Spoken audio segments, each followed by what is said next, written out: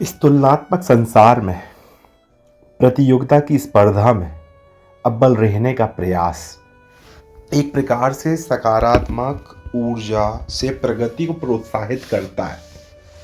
परंतु अगर उसे ही हम अपने तनाव का कारण बना लें तो चूहे की दौड़ में बिना किसी चिंतन के बस मानो एक चलन का हिस्सा, जो कि अंत में मानसिक शांति का पतन के साथ साथ कुछ अनकही सी शांति का स्रोत भी बनता चला जाता है। चारों तरफ जब भी हम देखते हैं तो हमें कोई हमसे ज़्यादा पैसे वाला, हमसे ज़्यादा स्वस्थ, हमसे ज़्यादा खूबसूरत, हमसे ज़्यादा चरित्रवान, हमसे ज़्यादा ईमानदार, हमसे ज़्यादा धार्मिक, हमसे ज़्यादा पारिवारिक, हमसे ज़्यादा सुखी, हमसे ज़्यादा संतुष्ट इत्यादि प्रतीत होता है। और वहीं दूसरी तरफ इसके विपरीत उसी संभावना क्षेत्र में हमसे कम भी हम लोगों का आकलन करते रहते हैं।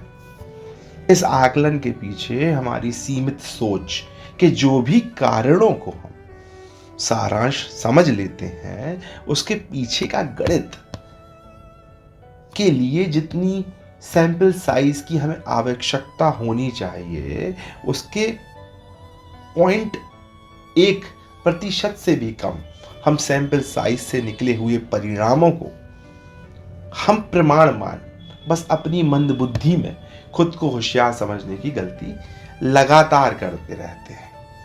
विश्व के एक छोटे से हिस्से में बैठे हम अपने ही छोटे से जिंदगी के अनुभवों को मानो सब कुछ मानकर संसार को वैसे ही भ्रम से भरे अपने ही व्यवहारिक विज्ञान को ही संपूर्ण व्यवस्था समझ लेते हैं और इसी जगत मिथ्या में परेशान होते रहते हैं। अपनी सोचने समझने की जब अपनी ही सीमाओं को लांघकर हम और विशाल विचार के मैदान में प्रवेश करते हैं तो धीरे धीरे हम ये समझने लगते हैं कि हमेशा किसी भी दशा, किसी भी दिशा और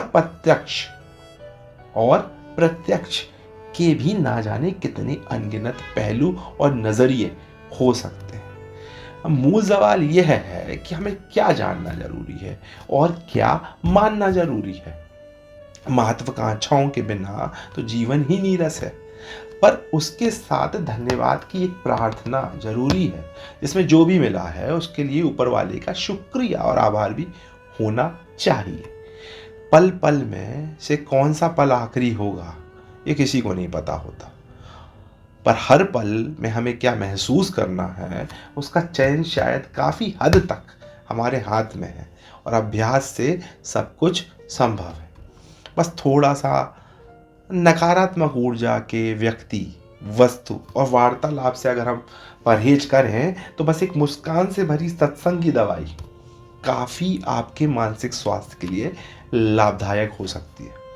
चिंतित, भ्रमित और लोभी व्यक्ति विशेष आपको हर तरीके से परेशान या आकर्षित करने की कोशिश करेंगे ताकि आप भी उस भेड़ चाल के हिस्सा बन जाएं।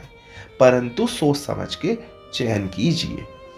इस तेज वक्त में भागना कई बार हरा सकता है और एक विराम शायद बचा सकता है, क्योंकि अब जीतना नहीं, जीना उद्देश्य होना चाहिए कलयुग का।